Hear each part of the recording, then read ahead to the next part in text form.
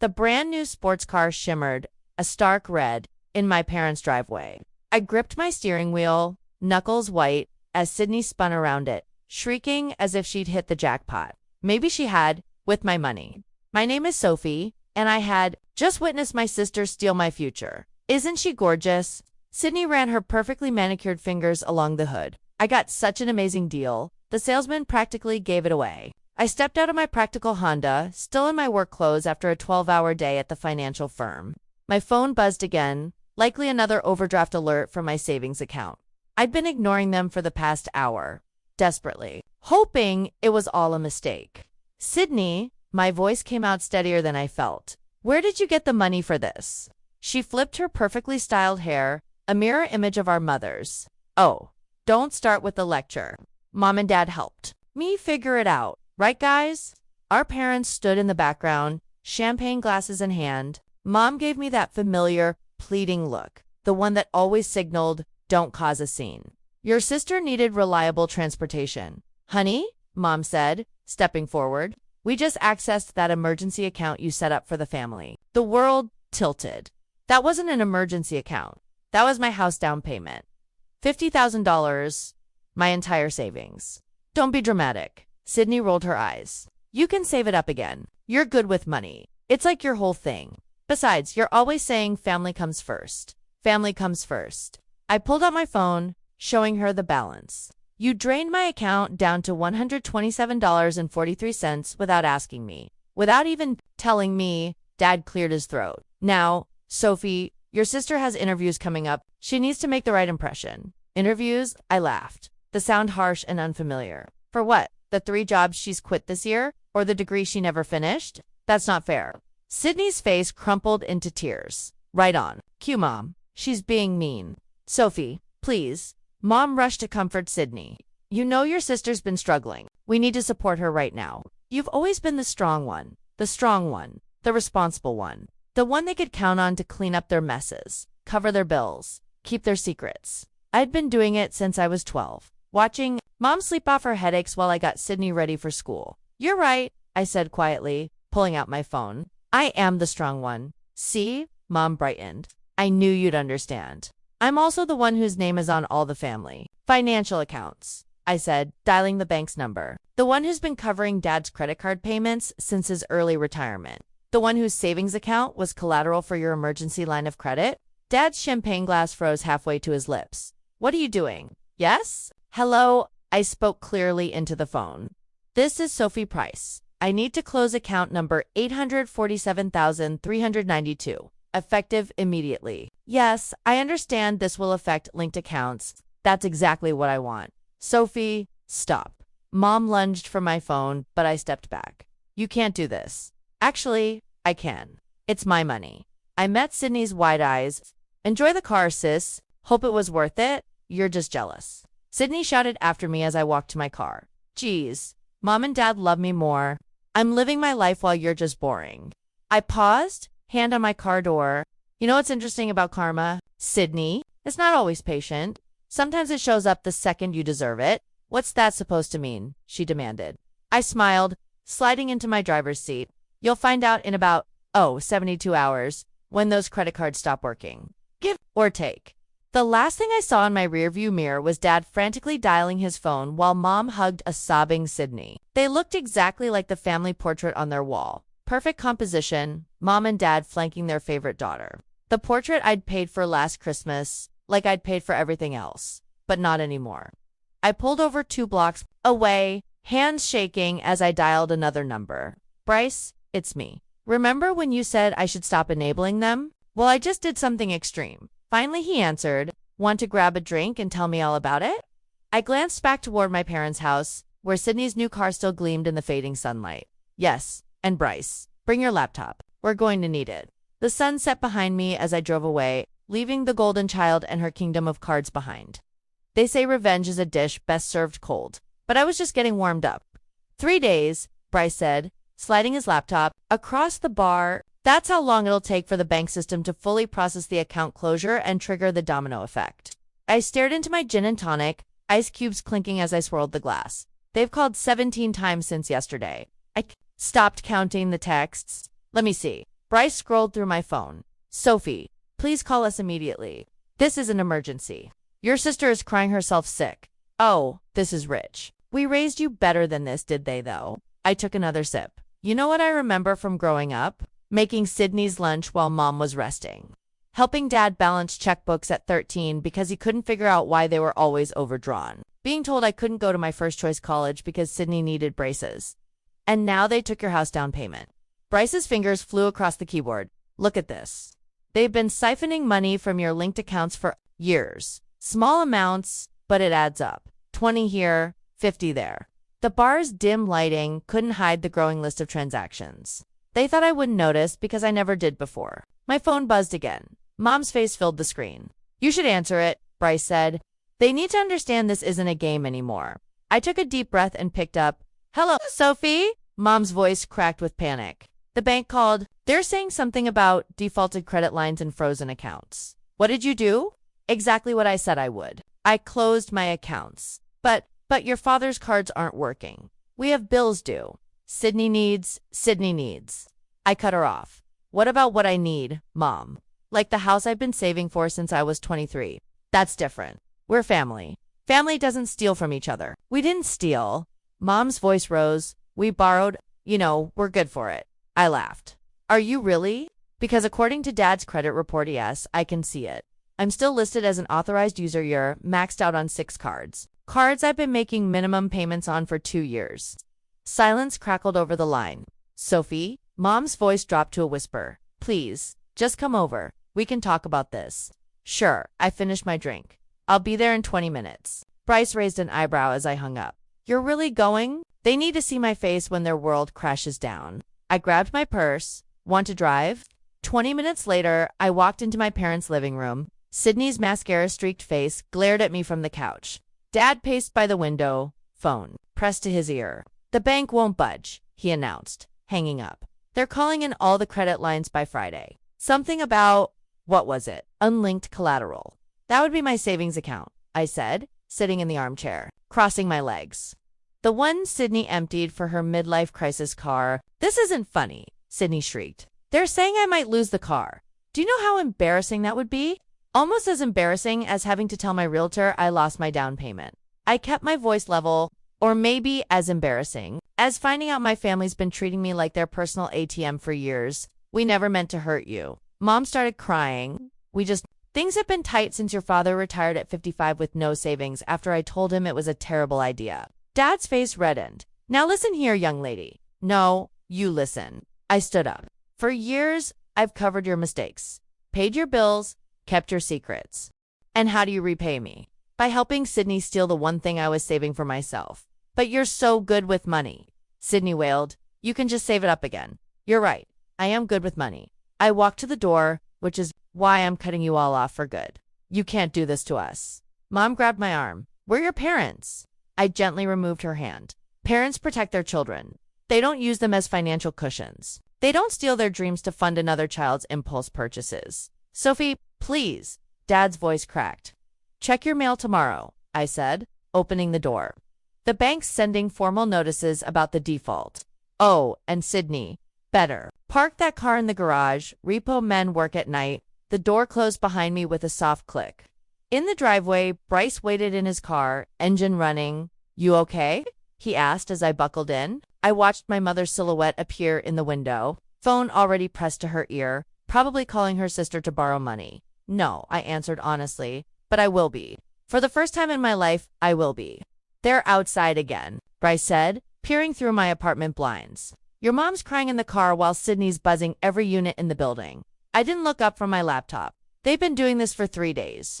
The neighbors are starting to complain. My phone lit up with another text from Sydney. You're destroying this family. Actually, a new voice called from my kitchen. They're destroying themselves quite nicely without your help. Eliza, my best friend and realtor, emerged with 3 cups of coffee. The repo men picked up Sydney's car this morning.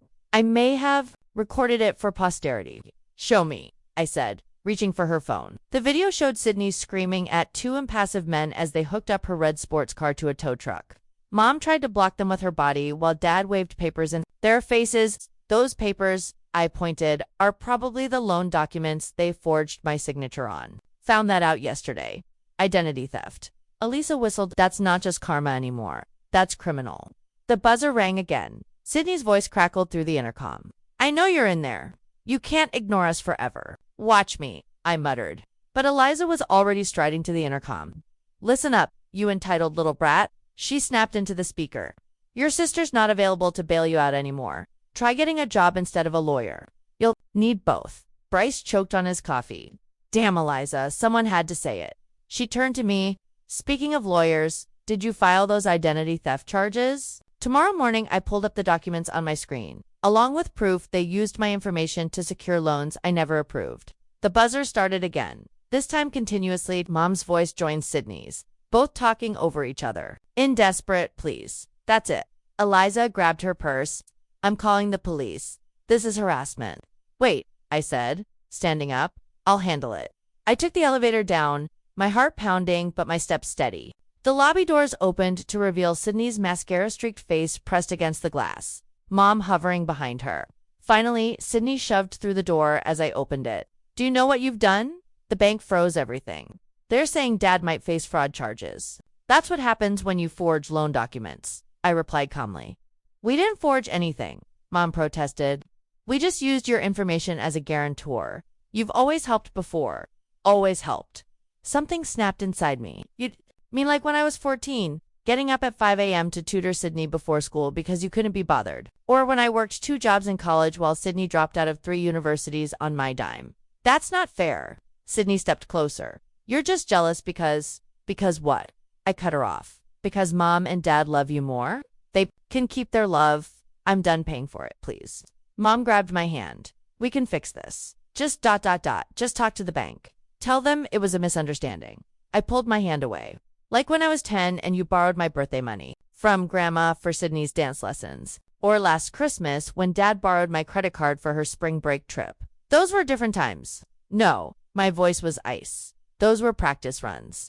You've been testing my boundaries my whole life, seeing how much you could take before I broke. Guess what? You finally did it. Sydney's face crumpled. But you're my sister. You're supposed to protect me. I did protect you. For 29 years, I protected you from consequences. Not anymore.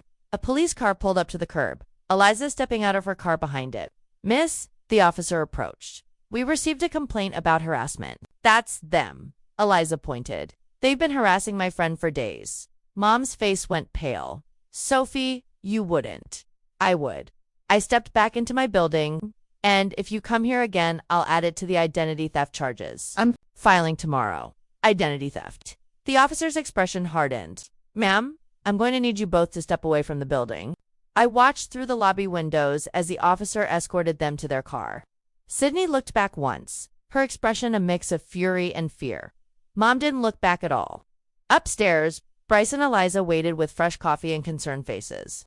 They're gone, I said, dropping onto my couch. Probably not for good, but ... but long enough. Eliza sat beside me. You know what the best revenge is? Living well. No, she grinned. Getting that dream house you've been saving for, only bigger and better. And guess what? I just found one. In your price range. Now that you're not supporting for people for the first time in days, I smiled. Show me. You're not going to believe this, Bryce said, his laptop casting a blue glow across my kitchen table. It was midnight, and we'd been digging through financial records for hours. Empty takeout containers littered the table. Evidence of our impromptu investigation session. Show me. I leaned over his shoulder. See these transfers. He pointed to a series of transactions. Every month for the past 3 years, money's been moving from your savings to an account I don't recognize. Small amounts, but consistent. I squinted at the screen. That's not possible. I monitor everything. They did it through that old joint account you opened with your mom in college. The one you forgot about. His fingers flew across the keyboard. They've been using it as a pipeline. My phone buzzed. Another text from Sydney. Dad's having chest pains because of you. Hope you're happy. Ignore her, Bryce said, not looking up. Wait, holy. Sophie, look at this. The screen showed a web of transactions spreading like a corrupt family tree. Money flowing from my accounts through various channels. Always ending up in Sydney's pocket or my parents' credit card payments. $300 dollaries, Bryce whispered. That's how much they've siphoned over the years. The room spun. I grabbed the counter for support. That's impossible. The numbers don't lie. He pulled up more documents. And there's something else. Your name's on Sydney's car loan as a cosigner. Did you sign anything? Never. Then we've got them. He reached for his phone. This is straight up fraud. A knock at my door made us both jump. I checked the peephole. It was Eliza, holding a manila envelope. You need to see this, she said, bursting in. I was checking property records for that house we looked at. And guess what popped up? Your parents listed you as a guarantor on their condo refinance last week. What? I snatched the papers. There was my signature, forged again. They're desperate, Bryce said. The banks are closing in, and they're using your name to try to stay afloat. My phone rang. My boss? Garrett? At midnight? Sophie? His voice was grave when I answered. I'm sorry to call so late, but there's something you should know. Your sister just applied for a job here. She listed you as a reference, and there are some discrepancies in her application. What kind of discrepancies? She claims she has a finance degree and 3 years of experience. Says you can verify it. I laughed, the sound hollow. She dropped out after 1 semester. I thought so. Papers rustled on his end. Sophie, given your position at the firm, if she's attempting fraud, I understand. I straightened my spine. Garrett, I need to tell you something about my family. 20 minutes later, I hung up. Bryce and Eliza watched me expectantly. Well, Eliza prompted, Garrett's reporting the fraudulent application. I sank into a chair, and he's giving me tomorrow off to file police reports. Good, Bryce turned his laptop around, because there's more. Remember that private school Sydney went to senior year? The one that mysteriously waived her tuition? I nodded. They didn't waive it. Your parents used your information as a guarantor. You've been paying it off through automatic withdrawals for 6 years. Fresh rage coursed through me. That's why they insisted I keep that joint account open. They said it was for emergencies. The emergency was their lifestyle. Eliza snorted, and Sydney's inability to function as an adult. My phone buzzed again. A family group text from Mom. Your father's in the ER. His blood pressure's through the roof. Please, Sophie, if you ever loved us. Don't answer. Eliza grabbed my phone. They're trying to manipulate you again. No. I stood up, pacing. But what if he's really sick? Then that's on them, Bryce said firmly. They made their choices for years. Another text popped up, this time from Sydney. If anything happens to Dad, it's your fault. I'll never forgive you. I took my phone back from Eliza, typing quickly. If anything happens to Dad, it's because of choices you all made. Choices that are about to have very real consequences. What are you going to do? Elisa asked softly. I looked at the stack of evidence on my table, forged signatures, fraudulent loans, years of financial abuse, documented in black and white. I'm going to do what I should have done years ago. I picked up my phone again. I'm calling the police, and then I'm calling every bank they've defrauded using my name. They're your family, Bryce said quietly. No, I replied, dialing the number. They're criminals who happen to share my DNA, and it's time they learned that karma has a badge. The police station's fluorescent lights made everything look harsh and washed out. Detective Rivera spread the documents across her desk, eyebrows rising as she flipped through each page. This is extensive, she said, looking up at me. And you're saying this has been going on for years? I didn't realize how long until yesterday. I handed her another folder. These are the forged loan documents. My signature is on all of them, but I never signed anything. And your parents and sister did this. Yes. My voice didn't shake anymore when I said it. They used my information to secure loans, open credit lines, even co-sign a car. The detective made notes, her face grim. This is serious fraud, miss. Once we file these charges, there's no going back. Are you sure you want to proceed? My phone buzzed. Another text from Sydney. Dad's being released from the hospital. No thanks to you. Mom's crying herself sick. How can you be so heartless? I turned my phone around to show the detective.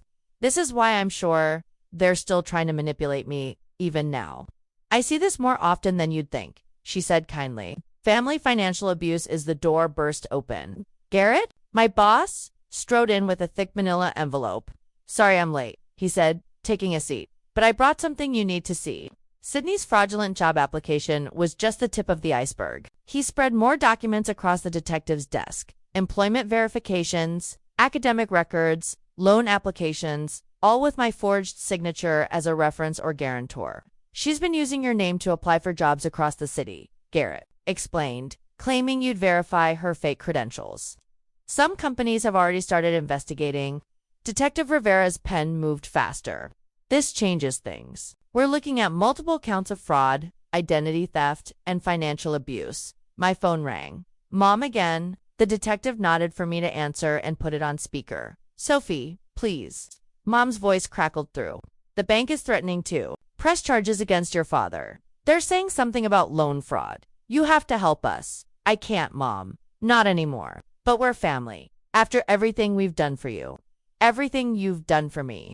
I laughed. You mean stealing my identity? Forging my signature? Draining my accounts? We never meant to hurt you. We just needed help, and you're so good with money. Mrs. Price.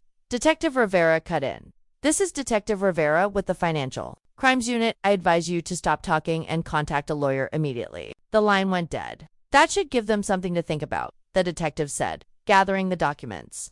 We'll start processing these right away.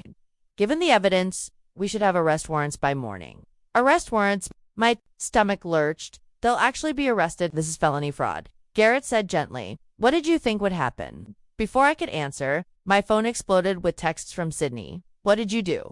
The police are calling Mom and Dad. I can't believe you'd betray us like this. You're dead to me. The last message was a photo of us as kids. Me helping Sydney with her homework. Both of us smiling. The caption read, remember when you were actually a good sister. That's their specialty, I told Detective Rivera, showing her the messages. Emotional manipulation. They take and take, then make you feel guilty for noticing. Classic abuse pattern. She nodded. Would you like to press charges for the harassment as well? Yes, I said, surprising myself with my firmness. Yes, I would. Garrett squeezed my shoulder. You're doing the right thing. They need to face consequences. I know. I stood up, gathering my things. I just wish it didn't hurt so much. One more thing. Detective Rivera called as I reached the door. We'll need you to document any further contact from them. Texts, calls, emails, everything. They won't stop trying to contact me, will they? Not until they're forced to. She handed me her card, but that's what restraining orders are for. Outside the police station, the morning sun was rising. My phone buzzed one last time. A text from Dad. The police are here. How could you do this to your own parents? I typed back, the same way you did it to your own daughter. One signature at a time. Then I blocked their numbers. All of them. Garrett waited by his car to drive me to work. Ready? He asked. I looked back at the police station, where Detective Rivera was probably already processing the arrest warrants. Soon, my family would learn that karma doesn't just knock. Sometimes, it comes with a badge and handcuffs. Yeah, I said. Getting into the car, I'm ready. They were arrested this morning, Elisa announced, dropping a local newspaper on my desk. The headline read, Local Family Charged in Identity Theft Scheme. I pushed the paper away. I don't want to see it?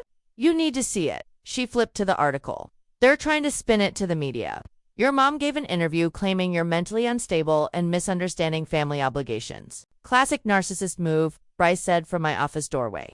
When caught, discredit the victim. My office phone lit up. Another call from an unknown number. They'd been finding ways around my blocks all week. Watch this, I said, putting it on speaker. Hello, Sophie. It was my Aunt Linda. How could you do this to your own parents? They're devastated. Sydney's reputation is ruined. Their reputation. I kept my voice steady. You mean their reputation for stealing hundreds of thousands of dollars from me? For forging my signature? For committing felony fraud? Their family helps each other. Really? I shuffled through papers on my desk. Because I have proof here that they used your identity too. Want me to tell you how much debt they put in your name? The line went dead. Boom. Eliza grinned. That shut her up. My email pinged. A message from Detective Rivera. Thought you should see this. They're trying to negotiate a plea deal. Attached was a screenshot of Sydney's latest social media post. My sister destroyed our family because she's jealous of my success. Now she's trying to send our parents to jail. Please share our GoFundMe for legal expenses. Oh, hell no. Eliza grabbed her phone. I'm reporting that fundraiser for fraud. Don't bother, Bryce said, typing on his laptop. I already did, and I may have sent screenshots to the prosecutor showing them trying to raise money while claiming poverty to the court. My desk phone rang again. This time it was Garrett. Sophie, come to my office. There's something you need to see. In his office, Garrett had more papers spread across his desk. Your sister's been busy. She tried to open credit cards at 6 different banks using your work information as verification. When that failed, she tried using the firm's name. But it gets better. He handed me a letter. She applied for a job at our biggest competitor, claiming she was a junior analyst here. Used your name as a reference again. I'll add it to the fraud charges, I said, reaching for my phone. Already did, he leaned back. But that's not why I called you in. The board was impressed with how you handled this situation. They're offering you a promotion, senior risk analyst. I blinked. What? You spotted financial fraud in your own family and had the courage to report it. That's exactly the kind of integrity we need in risk management. Back in my office, Eliza and Bryce waited expectantly. Well, Eliza demanded, I got promoted. Yes, she hugged me. See, karma works both ways. My phone buzzed. An email from my parents' lawyer. Your parents are willing to take a plea deal, but they want you to write a letter to the judge asking for leniency. Delete it, Bryce advised. No. I started typing. I'm writing back, Dear Mr. Harrison. My parents and sister committed systematic financial fraud over several years, stealing my identity and hundreds of thousands of dollars. They showed no remorse until court. They continue to harass me and attempt to manipulate public opinion. I will not be writing a letter of leniency. Instead, I will be submitting a victim impact statement detailing every forged signature, every stolen dollar, and every attempt to destroy my reputation when I finally stood up for myself. They wanted to play games with the legal system. Game on regards, Sophie. Savage, Eliza whispered, reading over my shoulder. No. I hit send. Just honest. Finally, my phone lit up with a text from Detective Rivera. Your parents' house just went into foreclosure. They're being evicted next week. I stared at the message, remembering Sunday dinners in that house. Holidays, birthdays, all fake. All built on stolen money and lies. You okay? Bryce asked softly. I will be. I looked out my office window, where the city stretched out below. Somewhere out there, my family was facing real consequences for the first time in their lives. You know what's funny? They always said I was the responsible one, the boring one, the one who needed to help everyone else shine. And now I'm the one with the promotion, the clean credit score, and the clear conscience. I turned back to my desk.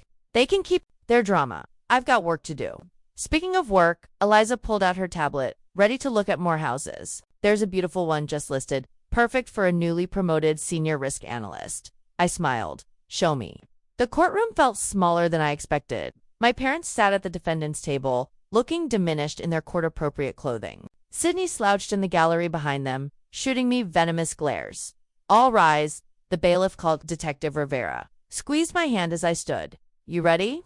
I nodded, gripping my victim impact statement. 3 pages that had taken weeks to write, each word weighted with years of suppressed truth. The state versus April and Philip, the judge began, but was interrupted by commotion at the courtroom door. My parents' lawyer rushed in, whispering urgently to them. Mom's face crumpled. Dad's shoulders slumped. Your Honor, their lawyer addressed to the court. My clients wish to change their plea to guilty on all accounts. Sydney's gasp echoed through the courtroom. Mom, Dad, no. The judge peered over his glasses. You understand this means no trial, no chance to present your defense. We understand, Dad said, his voice barely audible. Very well, the judge shuffled papers. Before sentencing, we'll hear the victim impact statement. Miss Price, I walked to the podium, my heels clicking on the marble floor. The statement trembled in my hands. Your Honor, I began. I've spent weeks trying to calculate the exact financial damage my family caused. The stolen money, the forged loans, the fraudulent accounts, but the real cost. That's harder to quantify. Mom started crying. I kept going. How do you measure the cost of betrayal? Of discovering that every time your parents said, I love you, they were really saying, I love what I can take from you. That's not true. Sydney stood up. We're family. Miss, the judge warned. Sit down or be removed. I turned to face my family directly. You taught me that family means sacrificing everything for each other. But that was a lie. What you really taught me was that family means having convenient victims who won't press charges. Sophie, please. Mom reached out. We can still fix this. No, Mom, we can't. Because you're not sorry you did it. You're sorry you got caught. The judge cleared his throat. Given the defendant's guilty plea and the extent of their crimes, I'm prepared to deliver sentencing. Wait, Dad stood up. Your Honor, please. We did it for our daughter. Which one? I asked quietly. The one you stole from, or the one you stole for? The judge's gavel cracked like thunder. Mr. Price, sit down. Based on the severity and duration of these crimes, I sentence you both to 5 years in state prison, with possibility of parole after 3 years. Additionally, you'll pay full restitution to the victim. Sydney burst into tears. This is all your fault. She screamed at me. I hate you, Miss Price. The judge addressed Sydney. Your separate trial for fraud and identity theft begins next week. I suggest you save your outbursts for then. Outside the courtroom, reporters clustered with cameras and microphones. Elisa and Bryce flanked me like bodyguards. Miss Price, how does it feel sending your parents to prison? I didn't send them anywhere, I said clearly. Their choices did, Sophie. Mom called as officers led them past. We did everything for you kids. No, Mom, you did everything to us. There's a difference. Dad wouldn't meet my eyes. Sydney tried to rush at me but was held back by their lawyer. You're dead to me, she shrieked. Dead? I replied. Funny. I've never felt more alive. Detective Rivera appeared with a protective detail. Let's get you out of here. Your sisters. Getting unstable. In the parking lot, Bryce opened his car door for me. Want to get a drink? Actually, I pulled out my phone, showing him an email. I have a house closing to get to now. Eliza perked up. The one we looked at last week. That's the one. I smiled. Turns out, karma has good timing. My parents lose their house the same day I buy mine. Sophie? Sydney's voice rang across the parking lot. She'd broken away from the lawyer. You can't do this. Where are Mom and Dad supposed to live when they get out? Not my problem, I called back. Try getting a job instead of a handout. I heard Walmart's hiring. As we drove away, I watched in the rearview mirror as officers led my parents to the prison transport van. Sydney stood alone on the courthouse steps, mascara running, screaming into her phone. You okay? Bryce asked softly. I thought about the house waiting for me, about my promotion, about the weight lifting from my shoulders with each mile we drove. You know what I said? For the first time in my life, I actually am good. He smiled. Because we've got a closing to get to, ready to start your new life. I looked ahead at the road stretching before us, clear and bright. More than ready. Let's go home. Last box, Bryce announced, setting it down in my new kitchen. Sunlight streamed in.